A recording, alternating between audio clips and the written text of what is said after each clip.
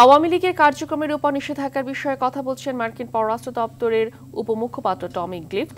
তিনি বলেন, বাংলাদেশে কোনো নির্দিষ্ট রাজনৈতিক দলকে সমর্থন করে না। একই সঙ্গে বাংলাদেশে মুক্ত ও গণতান্ত্রিক প্রক্রিয়া এবং সবার জন্য ন্যায়সঙ্গত ও স্বচ্ছ বিচার প্রক্রিয়াকে যুক্তরাষ্ট্র সমর্থন করে বলেও জানানো হয় মার্কিন পররাষ্ট্র দপ্তরের প্রেস ব্রিফিংয়ে।